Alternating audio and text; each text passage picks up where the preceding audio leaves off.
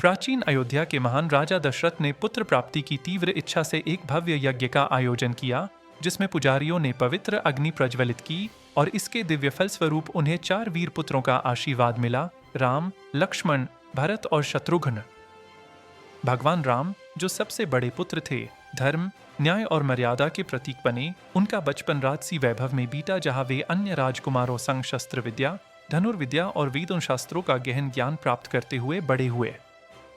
ऋषि विश्वामित्र ने युवा राम और लक्ष्मण को अपने आश्रम ले जाकर वन्य राक्षसों से रक्षा का भार सौंपा, जहां उन्होंने राक्षसी ताड़का सहित कई राक्षसों का संहार किया और ब्रह्मा, विष्णु जैसे कई दिव्य अस्त्रों का ज्ञान प्राप्त किया। मिथिला नगरी में आयोजित भव्य स्वयंवर में राम ने भगवान शिव के विशाल धनुष को सहजता से उठाकर तोड़ दिया, जिससे राजकुमारी सीता ने उन्हें वरमाला पहनाई और वे उनकी धर्मपत्नी बनकर जीवन भर उनके साथ रहीं। परंतु रानी कैकेयी ने राजा दशरथ से अपने 2 पुराने वरदान मांगे, जिसमें भरत का राज तिलक और राम का 14 वर्ष का वनवास शामिल था। राम ने पितृभक्ति में वनवास स्वीकार किया और सीता व लक्ष्मण उनके साथ चल पड़े। 14 वर्ष के वनवास के दौरान राम, सीता और लक्ष्मण दंडकारण्य के घने भयावह जंगलों में विचरण करते रहे, जहां उन्होंने अगस्त्य, शरभंग जैसे कई ऋषियों की रक्षा की और अनेक राक्षसों का कठोर सामना किया। एक दिन लंका के दुष्ट राजा रावण की बहन शूर्पणखा ने राम को लुभाने का अभिमानपूर्ण प्रयास किया, किंतु राम के इनकार पर क्रोधित होकर वह सीता पर हमलावर हुई तो लक्ष्मण ने उसके नाक कान काटकर कठोर दंड दिया। क्रोधित शूर्पणखा ने अपने भाई 10 भुज रावण को उकसा दिया, जिसने राम से प्रतिशोध लेने हेतु अपने मंत्रकार मारीच को मायावी सुनहरे हिरण का रूप धारण कराने को कहा, जो सीता को लुभाने के लिए आया। राम उस मोहक हिरण का पीछा करने वन में चले गए। तभी सीता की पुकार सुनकर लक्ष्मण ने रक्षार्थ उन्हें ढूंढने जाना पड़ा, हालांकि अनमने मन से, जिससे सीता वन कुटीर में पूर्णतः अकेली रह गई। इस सुनहरे अवसर का लाभ उठाते हुए रावण ने एक भ्रमित करने वाले साधु ब्राह्मण का वेश धारण किया, सीता को भिक्षा के बहाने लाइन पार करने को विवश किया और अचानक अपना भयंकर रूप धारण कर उन्हें हर कर पुष्पक विमान से लंका ले गया। रास्ते में वृद्ध परंतु शक्तिशाली गिद्धराज जटायु ने सीता को बचाने का वीरतापूर्ण प्रयास किया। रावण के विमान पर आकाश में भयंकर संघर्ष किया, किंतु रावण ने उन्हें बुरी तरह घायल कर पंख काट दिए। सीता के हरण की दुखद खबर से राम और लक्ष्मण अत्यंत शोकाकुल हो उठे। वे पूरे चप्पा चप्पा खोजते हुए वन में भटकने लगे। सीता सीता पुकारते हुए दुख और चिंता से भरे उनके चेहरे उदास हो गए। खोज के दौरान उनकी मुलाकात वानरराज सुग्रीव और उनके मंत्रियों में प्रधान हनुमान से हुई, जिन्होंने सीता खोजने में पूर्ण सहयोग का वचन दिया और मित्रता का बंधन गठित किया। हनुमान ने अपनी अपार विशाल शक्ति और भक्ति का प्रदर्शन करते हुए एक अद्भुत लांगु लहराते समुद्र लांघा, लंका पहुंचकर सीता की गहन खोज प्रारंभ की, जिसमें कई बाधाओं का सामना किया।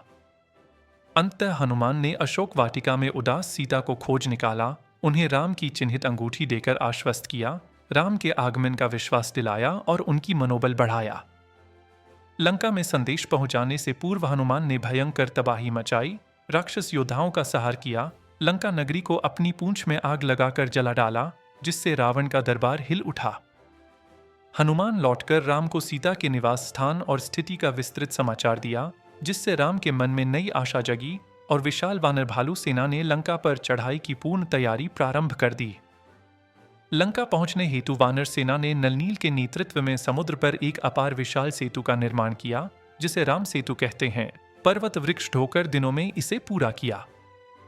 राम की वानर सेना लंका तट पर पहुंच गई और रावण की राक्षस सेना से भयावह रक्तरंजित युद्ध प्रारंभ हो गया, जिसमें दोनों पक्षों ने अपार वीरता का परिचय दिया। संघर्षपूर्ण युद्ध में लक्ष्मण गंभीर रूप से इंद्रजित के अस्त्र से घायल हो गए। तब हनुमान को संजीवनी बूटी लाने हेतु हिमालय की चोटियों तक तुरंत उड़ान भरनी पड़ी। पूर्ण संकट के क्षण थे। रावण के पराक्रमी पुत्र मेघनाद उर्फ इंद्रजीत ने अपनी मायावी शक्तियों से कई बार राम और लक्ष्मण को मूर्छित करने का प्रयास किया, किंतु अंत में लक्ष्मण ने उसके साथ द्वंद्व में उसे मार गिराया। फिर रावण के विशालकाय भाई कुंभकर्ण, जो वर्षों की निद्रा से जागा, युद्ध क्षेत्र में उतर आया, भारी तबाही मचाई, किंतु राम ने अपनी वीरता से उसे परास्त कर धराशायी कर दिया। महायुद्ध के अंतिम चरण में राम और रावण के बीच एक ऐतिहासिक भयंकर द्वंद्व हुआ, जिसमें राम ने भगवान के अवतार स्वरूप ब्रह्मास्त्र चलाकर 10 शीर्ष रावण का वध किया। रावण वध के पश्चात सीता को उनकी पवित्रता सिद्ध करने हेतु अग्नि परीक्षा देनी पड़ी, जिसमें अग्निदेव स्वयं प्रकट होकर उनकी शुद्धता की गवाही दी और वे सुरक्षित निकली। विजय राम, सीता और लक्ष्मण पुष्पक विमान से अयोध्या लौटे, जहां भरत सहित प्रजा ने उनका भव्य दीपमालिका से स्वागत किया और राम का दीपोत्सव के साथ राज्याभिषेक संपन्न हुआ। राम ने अयोध्या पर न्याय, धर्म और मर्यादा पुरुषोत्तम के रूप में शासन किया, जिस युग को रामराज्य कहा जाता है, जहां प्रजा सुखी, समृद्ध और निष्कलंक जीवन जीती थी। यह अमर महाकाव्य रामायण हमें धर्म, कर्तव्य पालन, त्याग की महत्ता, भक्ति और प्रेम के शाश्वत मूल्यों की गहन शिक्षा देता है, जो आज भी प्रासंगिक है। रामायण की यह पौराणिक कथा सदियों से लाखों लोगों को प्रेरित करती रही है। भारतीय संस्कृति, साहित्य और परंपराओं का अभिन्न स्वर्णिम हिस्सा बनी हुई है।